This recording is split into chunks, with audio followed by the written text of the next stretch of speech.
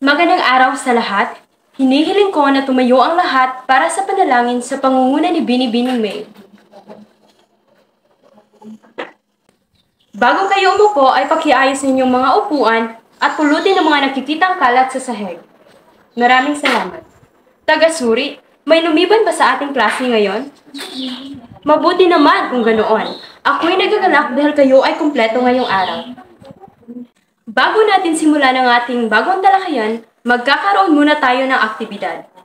May mga inihanda ako dito mga larawan. Ang gagawin nyo ay huhulaan nyo kung ano ang ipinapahiwatig ng mga larawan. Una, tama. Ito ay dugtungang pagkikwento.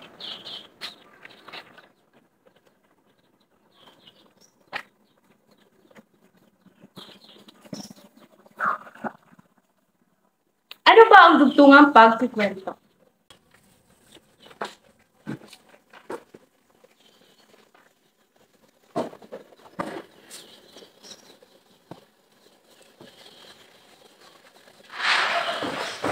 Ang dugtungang pagkikwento ay maaaring simula ng guro o ng isang mag-aaral.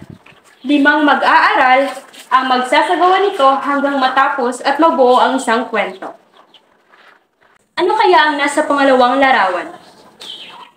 Tama, ito ay saranggola. Ano kaya ang kinalaman ng mga larawan na ito sa ating tatalakayin ngayong araw? Tama, ang ating tatalakayin ngayong araw ay tungkol sa saranggola na akda ni Efren Abuil.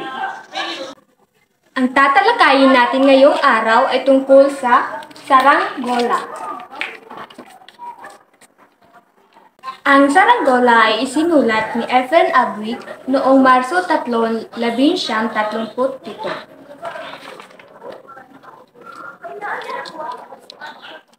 Ang akda na si Efren Abuil ay isa sa mga ginagalang na nobelista, kwentista, mananaysay at kritiko ng kanyang panahon. Ano nga bang uri ng panitikan ang saranggola? Ang saranggola ay isang maikling kwento. Ngayon naman ay babasahin ko ang buod ng maikling kwentong saranggola. Naiintindihan ba ang buod? Kung ganoon ay magkakaroon tayo ng aktibidad at hahatiin ko ang klase sa 3 grupo. Bawat grupo ay bibigyan ko ng sipi na simula, gitna at wakas. Bawat pangkat ay may isang representante na babasahin ang sipi na nakatalaga. Ang representante sa unang pangkat ay babasahin ang bahagi na simula. Ang ikalawang representante ng ikalawang pangkat naman ay babasahin ang gitna. Habang ang pangatlong pangkat o ang pangatlong representante ng ikatlong pangkat ay babasahin ang wakas. Ang representante ng unang pangkat ay babasahin ang unang bahagi ng kwento, ang simula.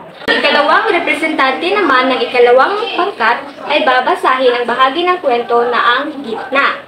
Habang ang ikatlong representante ng ikatlong grupo ay babasahin ang wakas.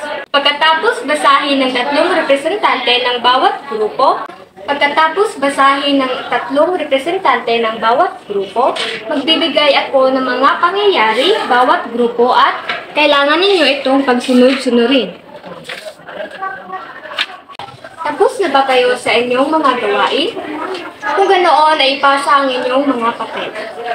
At ngayon, upang masuri kung talagang naiintindihan ninyo ang kwentong tinalakay natin ngayon, ay magkakaroon tayo ng pasulit. Para sa panuto, kumuha kayo ng kalahating papel at sagutan ang mga sumusunod na katanungan. Tapos na ba sa pagsagot? Ngayon ay ipasa ang inyong mga papel. Para sa inyong takdang aralin, magsalaysay ng ilang pangyayari sa inyong buhay noon na sa iyong palagay ay nangyayari pa rin ngayon. Isaalang-alang ang simula, gitna, at wakas ng pagsasalaysay. At ipapasa ito sa susunod nating tagpo. Ay tumayo ang lahat para sa panalangin.